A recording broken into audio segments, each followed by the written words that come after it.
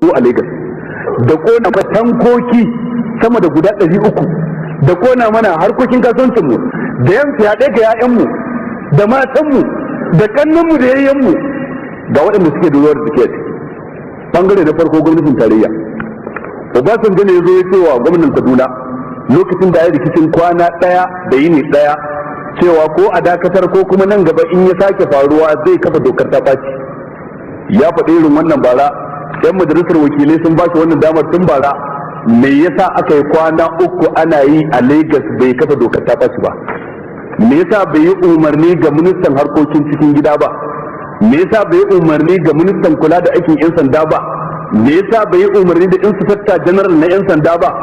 Surutun da Obasanjo ya yi da shi da 'yan cabinet ɗinsa 'yan majalisarsa, musulmansu da kafaransu duk suna da ruwa da tsaki wajen kashe 'yan uwanmu.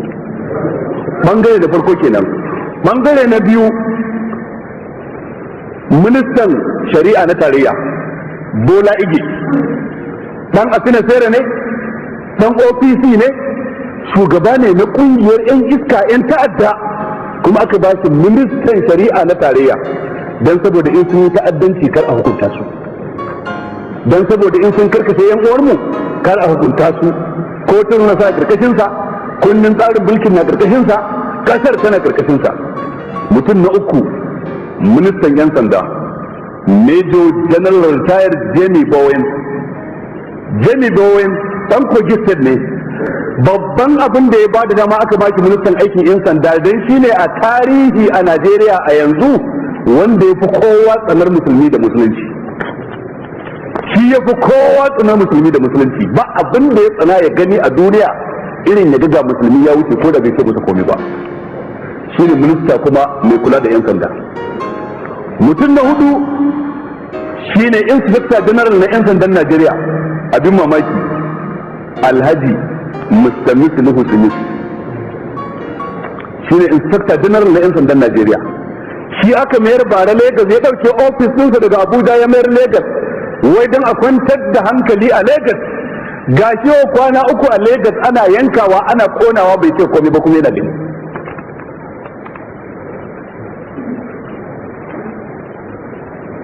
Mutum na biyar, mutum na hudu a wannan bangare, daya biyu uku hudu, mutum na biyar a wannan bangare shine shugaban OPC. An ba da labarin cewa an kama shi, to ba wai kama shi ne ba mu muka ce a yi, kashe shi kawai za a yi, in ba kashe shi aka yi ba a yi mana ba. Kashe shi za a yi ko kotu ma kara bata lokacin kai shi, kashe shi kawai za a yi, shine abin da za a yi mana. Mutum na gaba, Mr. Abraham Adesanya, kowa ya san shi, yana da ruwa da zaki wajen rikicin Shagamu da Lagos a bara, kuma yana da ruwa da zaki wajen wannan rikicin da ake yau. Mutum na gaba, na shida kenan, na bakwai, gwamnan jihar Lagos, Mr. Bola Tinubu, shi ya kirawo shugabannin OPC din nan, da sarkin Hausawa, da sarkin Inyamurai, da 'yan sanda, a zo a yi taron sulhu kar a zubar da jini. Kowa ya sa hannu tsakanin 'yan sanda da shugabannin Hausawa da shugabannin Inyamurai. Shugaban OPC ya ce ba zai sanya hannu akan takardar zaman lafiya ba, kuma aka bar shi ya fita yi tafiyarsa, gwamnan jihar Lagos. Kuma bincike ya nuna su suke sai wa 'yan OPC din makamai, su suke ba su adduna da bindigogi, su suke sponsorin ɗinsu da kuɗi don su yi dukkan ta'addancin da suke yi. Mutum na gaba na ƙarshe, gwamnan jihar Oyo State, ya sunansa Alhaji Lam Adeshina. Alhaji Lam Adeshina shi ne wanda kwana-kwanan nan Major General Buhari mai ritaya ya je har ofis ɗinsa a birnin Ibadan dangane da abin da mutanen ƙasarsa suke yi. Su wannan 'yan ofis din na bin fulaninmu da suke yawo suna kiwon dabbobi suna neman inda ciyawa take, a bi su a kashe su a kwace shanunsu a tafi da su. Buhari ya je ya same shi don ya sa baki a nan gurin. Buhari yana kammala iso masa da wannan sakon sai ya banza da shi ya ce ni abin da nake so ku taimaka mana yadda za a yi a gyara Najeriya, don akwai waɗansu tsofaffin shugabannin ƙasa suna so su kawo rigima a Najeriya. Obasanjo ya gayyace su tunawa da ranar samun yanci a Abuja ba su je ba. Amsar da ya bai wa Buhari kenan kwana-kwanan nan. kwana-kwanan nan gali na abba ya kai ziyara a wannan gari saboda wani dan majalisa dan uwansu da ya mutu, ya je ta'aziyya, da ya je ya aika wa gwamnan cewa zai zo ofis ɗinsa ya kai masa ziyara a matsayinsa na shi shugaban majalisar wakilai ta tarayya. Shi kuma gwamnan jiha ya ce a ce masa ba zan kalle shi ba zan saurare shi ba, ba zan kalle shi ba zan saurare shi ba.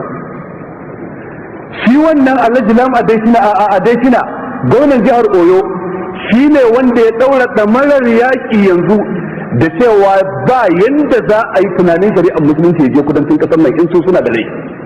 Kuma abin mamaki wai sunansa Alhaji Lam Adesina, wai musulmi ne, wai musulmi ne.